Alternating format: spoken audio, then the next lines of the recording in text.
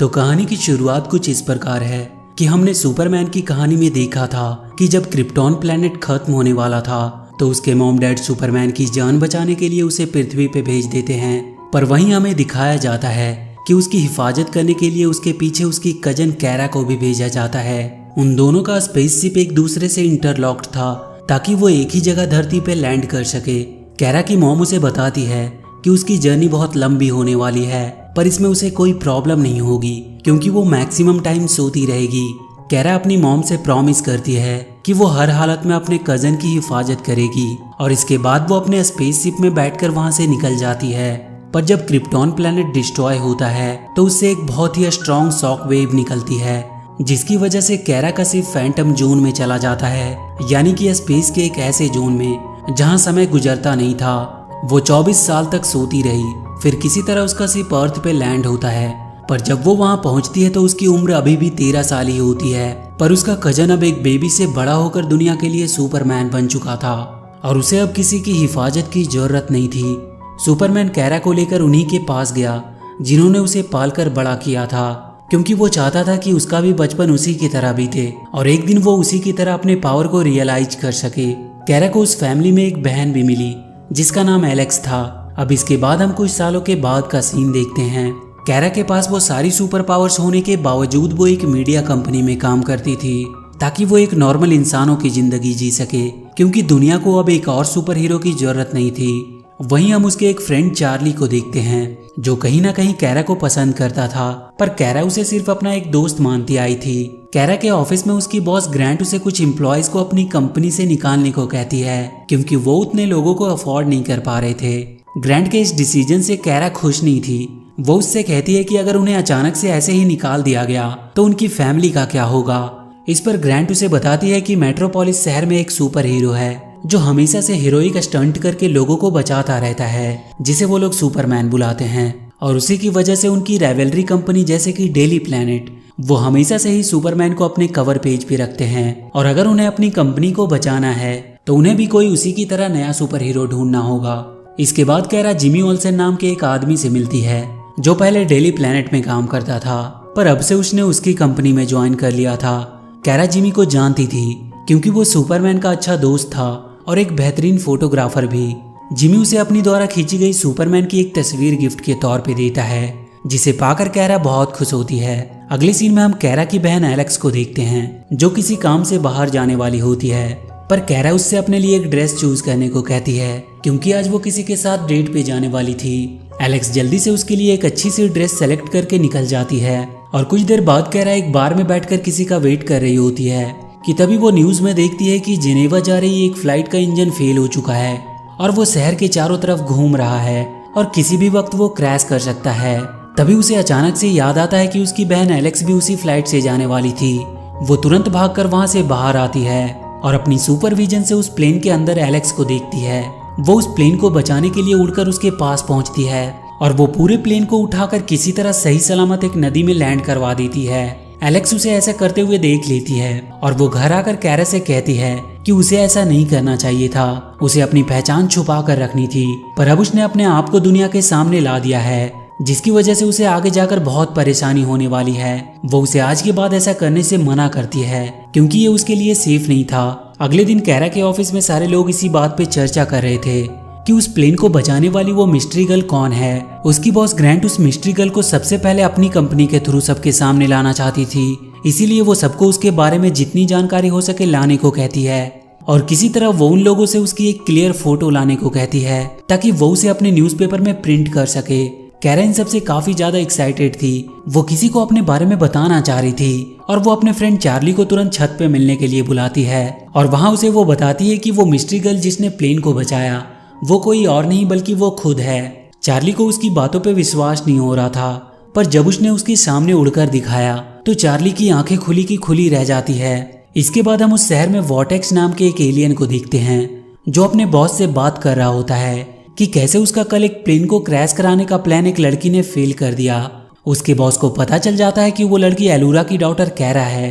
वो उसे किसी भी तरह कैरा को खत्म करने का ऑर्डर देता है। इधर कैरा चार्ली के साथ मिलकर अपने लिए परफेक्ट ड्रेस बनाने की कोशिश कर रही थी और इसके बाद वो एक जगह पे लगे आग को बुझाने और लोगों को बचाने के लिए जा रही होती है। पर तभी अचानक से उसे किसी चीज से शूट करके नीचे गिरा दिया जाता है और फिर बहुत से लोग आकर उसे वहां से ले जाते हैं। कैरा की जब आंख खुलती है तो वो अपने आप को किसी चीज से बंधी हुई पाती है।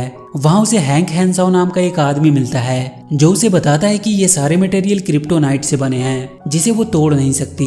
तभी वो वहां पे अपनी बहन एलेक्स को देखती है जो आकर उसके हाथों को खोलती है। इसके बाद हैंक उसे बताता है कि वो डीईओ के कब्जे में है, यानी कि department of extra normal operation, जो पृथ्वी को बाहर की दुनिया और एलियन के खतरे से बचाने का काम करती है। वो लोग कैरा पे तब से नजर बनाए हुए हैं जब से वो यहाँ पे लैंड हुई थी, क्योंकि उसके शिप के पीछे फोर्ट रॉज भी यहाँ आ गया था। फोर्ट रॉज क्रिप्टॉन का मैक्सिमम सिक्योरिटी वाला प्रिजन था जिसमें बहुत से खतरनाक एलियंस कैद थे। पर जब क्रिप्टॉन डिस्ट्रॉय हुआ तो फोर्ट रॉज भी कैरा के शिप के पीछे फैंटम जोन में चला गया और वो भी उसके शिप के पीछे ही धरती पे आ गया, और जिसकी वजह से उसमें कैद सारे एलियन फ्री हो गए। बहुत सालों तक वो सब छुपे रहे, पर अब वो धरती के लिए खतरा बनते जा रहे हैं और वो सारे एलियन मिलकर कुछ बड़ा प्लान करने का सोच रहे हैं। कैरा उनसे कहती है कि वो उन्हें पकड़ने में उनकी मदद कर सकती है, पर हैंक उससे कहता है कि वो ऐसा नहीं कर पाएगी क्योंकि वो लोग बहुत पावरफुल हैं, और उसे जाकर अपने ऑफिस में काम करने की सलाह देता है। अगले दिन कैरा को पता चलता है कि उसकी बॉस ने उस मिस्टीरियस गर्ल को सुपर गर्ल का नाम दिया है, और तभी वहाँ पे जिमी आता है जिसने सुपर गर्ल की एक क्लियर फोटो ली थी, जिसे देखकर उसकी बॉस बहुत खुश होती है। कैरा जब जिमी से इस बारे में बात कर रही होती है कि तभी उसे अचानक से किसी की आवाज सुनाई देने लगती है। वो उसे अलूरा की बेटी कह के बुला रहा होता है और उससे कहता है कि अगर शहर के लोगों की वो जान बचाना चाहती है तो वो तुरंत शहर के पावर प्लांट के पास आके उससे मिले। कैरा बिना कुछ सोचे उससे मिलने के लिए निकल पड़ती है। वहां पे पहुंचकर वो उसे आवाज देने लगती है कि तभी उस पे वही एलियन वॉर्टेक्स हमला करता है। कैरा उससे पूछती है कि वो कौन है और उससे क्या चाहता है। वॉर्टेक्स उसे बताता है कि उसकी माँ अलूरा ने उसे फोर्टरेज में कैद किया था और उसे मारकर वो उसका बदला लेना चाहता है, और इसके बाद उन दोनों के बीच में फाइट होने लगती है। वॉर्टेक्स कैरा पे बहुत भारी पड़ रहा था क्योंकि कैरा ने अभी तक अपनी पावर को सही से इस्तेमाल करना सीखा नहीं था। वो उस पे एक कुल्हाड़ी से वार करता है जिससे कैरा घायल हो जाती है। वो उसे मारने ही वाला होता है कि तब तक वहाँ पे एलेक्स अपनी टीम के साथ आ जाती है और वो कैरा को बचा के वहाँ से डीईओ के हेडक्वार्टर में ले जाती है। वहाँ एलेक्स उसके शरीर पे से उस कुल्हाड़ी के टुकड़े को निकालती है और उस मेटल को ट्रैक करके वो वॉर्टेक्स के लोकेशन का पता लगा लेते हैं। कैरा हैंक से कहती है कि वो इस बार उसे जरूर खत्म कर देगी, और वो उसके पास पहुंच जाती है और उसके ट्रक से टकराकर उसे नीचे गिरा देती है और उस पे लगातार हमला करने लगती है। पर वॉर्टेक्स उस कुल्हाड़ी की मदद से अब भी उस पे भारी पड़ रहा था। वो उसे एक जोरदार हमले से मारने ही वाला था, पर कैरा अपनी लेजर बीम से उसके वेपन को डिस्ट्रॉय कर देती है, जिसके धमाके में वॉर्टेक्स पूरी तरह घायल हो जाता है। पर वो कैरा के सामने सरेंडर करने के बजाय खुद को ही मार लेता है। अगले दिन कैरा जिमी से लंच के लिए पूछती है, पर वो उससे कहता है कि वो छत पर आकर उससे मिले, और वहाँ वो कैरा को बताता है कि उसे पहले से ही पता था कि वो सुपर गर्ल है, क्योंकि सुपरमैन ने पहले से उसे सब कुछ बता दिया था और उसने ही उसे उसका ध्यान रखने को कहा था ताकि वो अपनी पावर को खुद ही रियलाइज कर सके। अगले सीन में हमें उन सारे एलियन की हेड को दिखाया जाता है जो कोई और नहीं बल्कि कैरा की मॉम अलूरा की जुड़वा बहन एस्ट्रा होती है, और उसे जब पता चलता है कि सुपर गर्ल उसकी नीस है तो वो समझ जाती है कि वो उनके लिए कितनी खतरनाक हो सकती है। अब कैरा डीईओ के साथ मिलकर ट्रेनिंग करने लगती है ताकि वो अपने दुश्मनों के सामने अपने पावर का सही से इस्तेमाल कर सके, पर अभी तक उन लोगों ने उसे ये क्लियर नहीं किया था कि वो पूरी तरह से तैयार है। कैरा बार बार एलेक्स से कह रही होती है कि अब उसे ट्रेनिंग की कोई जरूरत नहीं, क्योंकि अब वो उन एलियंस का मुकाबला करने के लिए पूरी तरह से रेडी है। कैरा अभी एलेक्स से बात ही कर रही होती है कि उसे चार्ली का कॉल आता है जो उसे बताता है कि शहर के एक पोर्ट पे आग लग गई है और वहाँ पे बहुत से लोग फंसे हैं। कैरा तुरंत उस जगह पे पहुँचती है और वहाँ के फायर फाइटर से पूछती है कि प्रॉब्लम क्या है, और तब उसे पता चलता है कि जहाँ पे आग लगी है उसके जस्ट बगल में एक शिप खड़ा है जिसपे लाखों गैलन्स ऑयल पड़े हैं, और अगर वो ब्लास्ट होता है तो ये पूरा एरिया ही खत्म हो सकता है।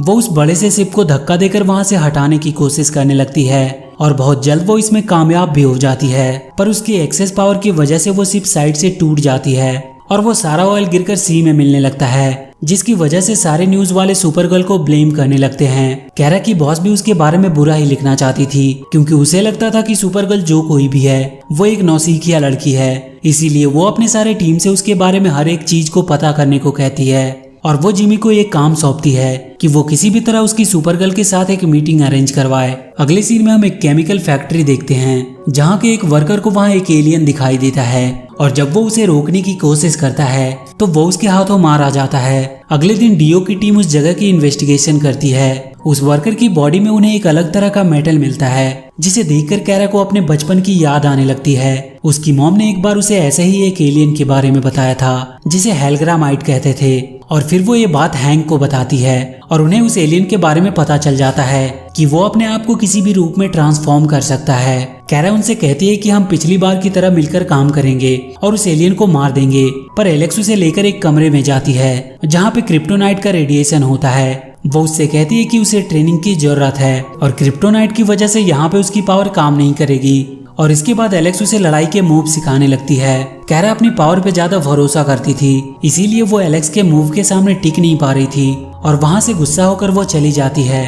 कैरा जिमी और चार्ली के साथ मिलकर काम करने लगती है ताकि वो अपनी इमेज को पब्लिक में सुधार सके, और कुछ समय के बाद ही पब्लिक फिर से सुपरगर्ल को पसंद करने लगती है, जिससे वो बहुत खुश होती है और अपने दोनों दोस्तों को इसके लिए थैंक्स बोलती है। इधर डीओ को अपने रिसर्च में पता चलता है कि हेलग्रामाइट एलियन को खाने के लिए डीडीटी केमिकल की जरूरत पड़ती है और इसीलिए वो कुछ दिनों से केमिकल फैक्ट्री पे हमला करते हैं। वो लोग इसी चीज का सहारा लेकर उन्हें पकड़ने का सोचते हैं और एक वैन में बहुत सारी डीडीटी केमिकल्स रखकर वो उस पे नजर रख रहे होते हैं। उन्हें उम्मीद थी कि उसकी महक से वो एलियन वहाँ जरूर आएगा। तभी अचानक से वो एलियन उस वैन पे हमला करता है। हैंक और एलेक्स उस पे फायर करने लगते हैं, पर वो एलियन उन पे हमला कर देता है, जिसकी वजह से एलेक्स घायल हो जाती है और वो उसे उसकी गाड़ी से उठाकर एस्ट्रा के पास लेके जाता है। कैरा को जब इसके बारे में पता चलता है तो वो हैंक पे बहुत गुस्सा होती है। हैंक उसे विश्वास दिलाता है कि वो उसे कहीं से भी ढूंढ कर निकालेगा, पर अब कैरा खुद उसे ढूंढने निकल जाती है और बहुत जल्द उसकी पावर से उसे पता चल जाता है कि एलेक्स कहाँ पे है। वो तुरंत इसके बारे में हैंक को बताती है और वहाँ पे जल्दी से पहुँचने को कहती है, और इसके बाद कैरा सीधे उस जगह पे पहुँचती है जहाँ उसे एलेक्स दिखाई देती है, पर तभी उस पे हमला होता है और वो वहाँ पे एस्ट्रा को देखती है। कैरा उससे कहती है कि वो तो मर चुकी थी क्रिप्टोन के डिस्ट्रॉय होने पे, पर वो उसे बताती है कि वो मरी नहीं थी क्योंकि उसकी मॉम एलुरा ने उसे फोर्टरेज में कैद कर दिया था। वो कैरा को अपने साथ मिलकर काम करने को कहती है ताकि पृथ्वी पे उनके रेस का राज हो सके, पर कैरा उसकी इस बात से सहमत नहीं थी। तो एस्ट्रा उस पे हमला करने लगती है और बहुत जल्द उसे मारकर घायल कर देती है, पर तब तक वहाँ पे हैंक भी आ जाता है। एस्ट्रा उसे पकड़कर मारने ही वाली होती है कि तभी हैंक उसके हाथ में क्रिप्टोनाइट मेटल से बने चाकू से हमला कर देता है, जिससे एस्ट्रा को बहुत तकलीफ होने लगती है और वो वहाँ से भाग जाती है। एलेक्स का उसके बाद अच्छे से इलाज किया जाता है और वो कैरा को अपनी जान बचाने के लिए थैंक्स बोलती है। उसके बाद वो कैरा को एक रूम में लेकर जाती है जहाँ पे वो रिकॉर्डेड वीडियो के थ्रू अपने क्रिप्टोनियन एंसेस्टर से बात कर सकती थी। अगली सीन में हम एस्ट्रा को देखते हैं जो उस चाकू की वजह से काफी तकलीफ में होती है। वो कहती है कि उसने इंसानों को बहुत कमजोर समझा, पर वो काफी चालाक और होशियार निकले। तो ये थी एपिसोड 1 और 2 की पूरी कहानी। इसके आगे के एपिसोड हम बहुत जल्द देखेंगे। तो वीडियो अगर अच्छी लगी हो तो please do like and share the video and please subscribe to my channel and press that bell icon.